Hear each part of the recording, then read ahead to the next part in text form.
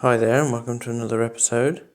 Today, I'd like to talk about something that was just in the news about what Portugal have just passed in their country.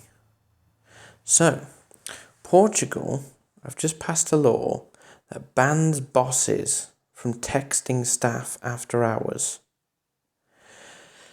So basically, they're calling it the right to rest, which is a good thing, I think. I don't think it's a bad thing. So basically, they want to improve the work-life balance in response to the expansion of working from home in their country.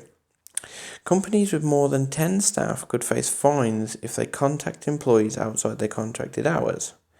There are also new rules on allowing staff with children to work remotely. So parents will be allowed to work from home indefinitely without seeking prior approval from their employers until their child turns 8. And companies may also have to contribute to higher household bills from being home-based, such as energy and internet costs.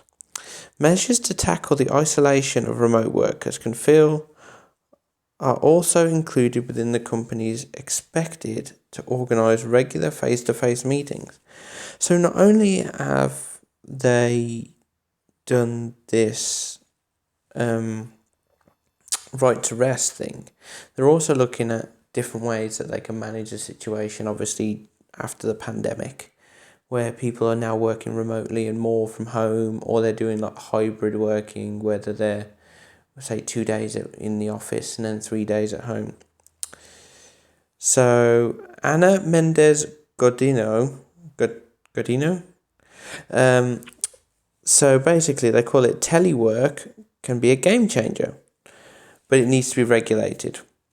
We consider Portugal one of the best places in the world for these digital nomads and remote workers to choose to live in. We want to attract them to Portugal. Portugal already has a temporary resident visa scheme designed to attract entrepreneurs and freelancers. The Portuguese island of Madeira has a digital nomad village with free Wi-Fi and desk facilities. That's a good idea. Imagine that, free Wi-Fi. Everyone would be over there. You couldn't do that in this country. So, so it's not only looks like they're actually trying to actively pursue this to attract people to their country. But I did do a few other little bits of research about they're not the only country trying to stop the fact that employers contact you outside of work hours. Now, I don't know. Obviously, it depends on the kind of person. Some people don't mind being contacted. Other people really don't like it. So that's something that would have to be very personal, I think. I don't think it's something that you can enforce. Because if the person doesn't mind it or is particularly ambitious, I bet they won't mind it that much. But yeah, it is nice to see regulation like that coming around, and hopefully it can come into this country. Because I do feel like we live, especially like us in the UK, our work is very much Monday to Friday for, I would say, a good percentage of us. But for those Monday to Friday, you feel almost like obligated to work as many hours as demanded, sort of thing. Whereas if there's rules, regulations, and, it's so easy to just check work emails when you're at home, especially during the pandemic when everyone was working from home.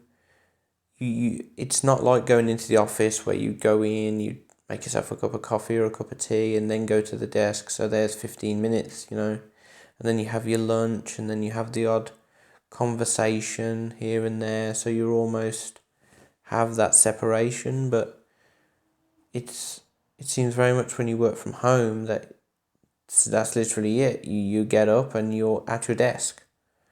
And you don't really have a lunch break. You don't really have that interaction with different kind of people.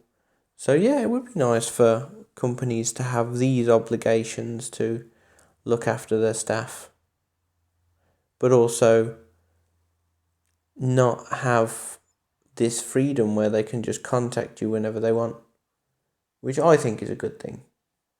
And I'm all about that. I mean, when I start having employees with brand bait, I will not be contacting them outside of work hours. It's my responsibility outside of work hours because I would be the business owner. So, yeah, I thought I'd bring it to you. I thought I'd find it fascinating. And I will catch you in the next episode.